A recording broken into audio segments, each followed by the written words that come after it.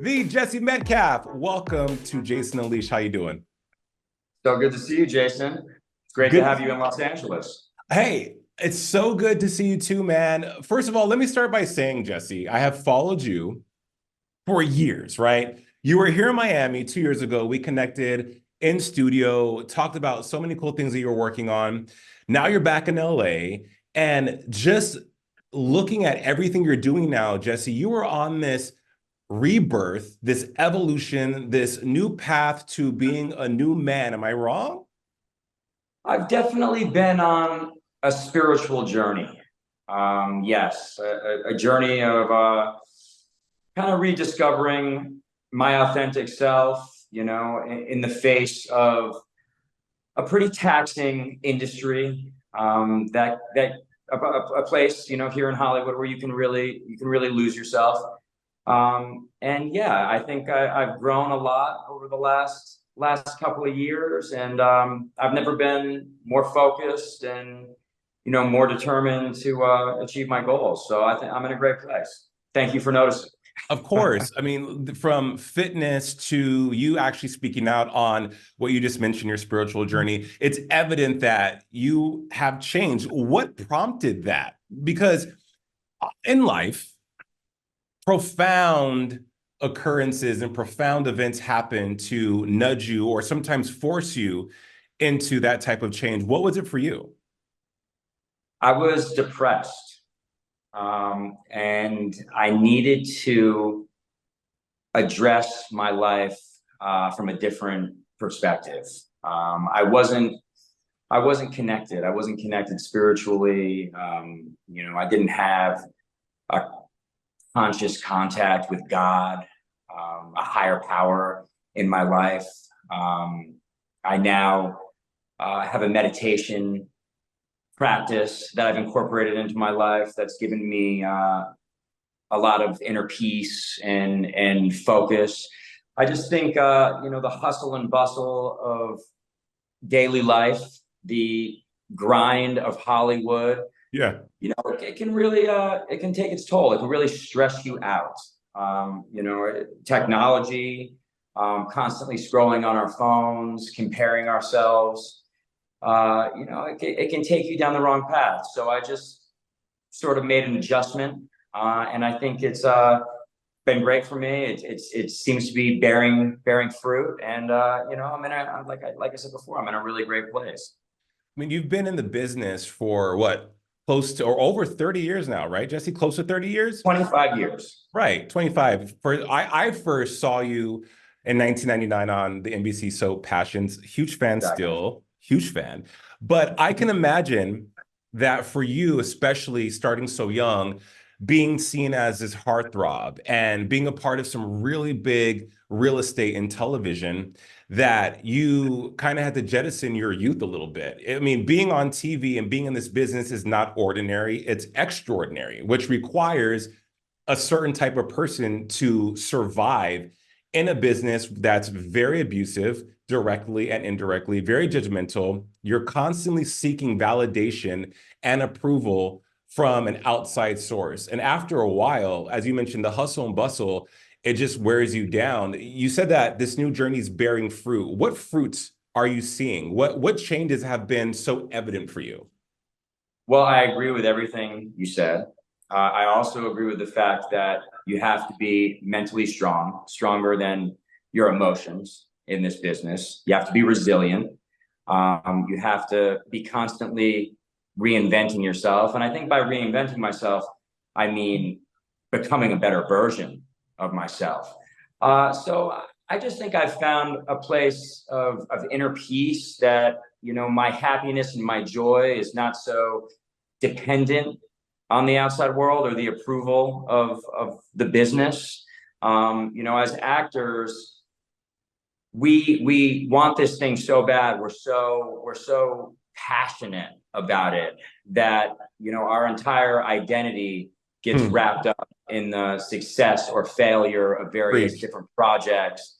And with the amount of rejection that a long-term career in the entertainment industry comes with, you have to have a system in place for dealing with those kind of emotions, really. But it's also just a natural progression of things. I think a maturing that I've been going through. I probably should have figured this stuff out a lot sooner. I mean, I'm 45 years old, so but at least I'm there now. So Yeah. yeah. I mean, So Jesse, not only is it bearing the fruit of having an increased inner peace, a more of a calmness in the way that I approach my life and I approach the business.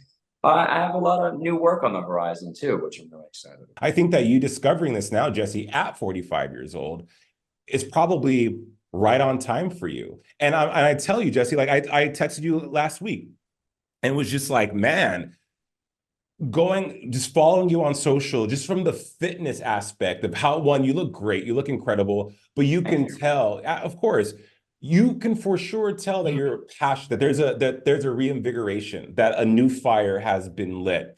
As opposed to when we talked in December 2022, yeah, that Jesse was great. He was doing things, but you just seem lighter, but also more determined. And you just said that the fruits that have been buried have been new projects on the horizon. Do you think that you surrendering to life now instead of trying to force things has allowed for those new exciting things to arrive?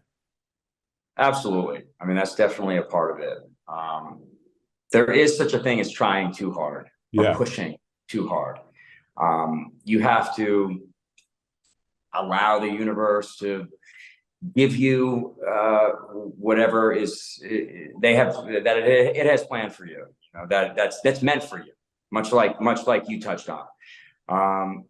But at the same time, doing everything that's within your power, knowing the difference between what's in your control and what's not in your control. And what's in my control is showing up every day as the best version of myself and working hard and continuing to create. I mean, because at heart, I'm an artist, and whether I'm on a film or whether I'm on a television series or whether I'm just writing or playing music in my own home, I have to be creating. That's what nourishes my soul. So I mean, that's and another thing that I think has come out of this spiritual journey is that I've been able to share what I've been through with other people via interviews, podcasts, on social media. And people have really responded, I think, to my honesty, to my authenticity, to my vulnerability. I do think that there's a big push back towards authenticity Sure. culturally, in society at large, and especially on social media. I think people are just a little burnt out of everybody posturing, and Yeah. posting photos of themselves on exotic vacations and in front of private jets, and basically everything they post being about materialism. And I was very much caught up in that. I was very much caught up in how many pieces of property I owned and how many cars I owned, and trying to compete and measure my worth by those means, and that led me to kind of a dark place, to be honest. Was that pressure? And I mean, I can imagine for you on Instagram alone, you have over 1 million followers, and you are, especially for millennials, you're an icon. We think of you, we think of Desperate Housewives, we think of Passions, we think of John Tucker Must Die, we think of all these cult classic now, but they're still relevant. But for these spaces, as I said, that you've occupied in the landscape of television, and beyond you being insanely good looking, there I'm sure you've had insurmountable pressure to always show up as what people expected you to be in relationships, in your career, physically, all of that. You said you were in a dark place. How dark was that place, Jesse? I mean, we're talking about authenticity. How depressed were you? Because we're seeing now more than ever, people opening up about the depths of their depression and how they got out of it. Well, I think that mental illness, depression is an epidemic right now, and I think it's a product of technological advancement, more than anything. But I think that, a large part of my recent transformation has been, the ability to share what I've been through in order to inspire others. That was sort of a facet of my life that was missing. I wasn't being of service, to other people. And I think, by sharing some of my struggles, I'm able to be more of service, and then consequently, more relatable. Yeah. But I mean, yeah, I mean, I've dealt with, I took antidepressants, for like 15 years. So Really? I've struggled with depression most of my adult life. Wow. Wow. Yeah. And you, excuse me, and you opening up about that, I'm sure for myself, and I'm sure for our viewers, is refreshing because, as I said, we look at you and we think success. We think all the things that people aspire to be. And I would agree with you, Jesse. I think it's awesome that you have been able to strip away that veil and say, hey, look, I, like you, are a human that has a whole range of emotions that goes through a lot of things. Why did you feel like you couldn't share before? Was it judgment? Was it because you had to maintain that persona that you thought we wanted you to maintain? I don't think it's that I felt like I couldn't share. Mhm. I just wasn't ready Yeah. to share. Uh, it's more of a pressure probably that I put on myself.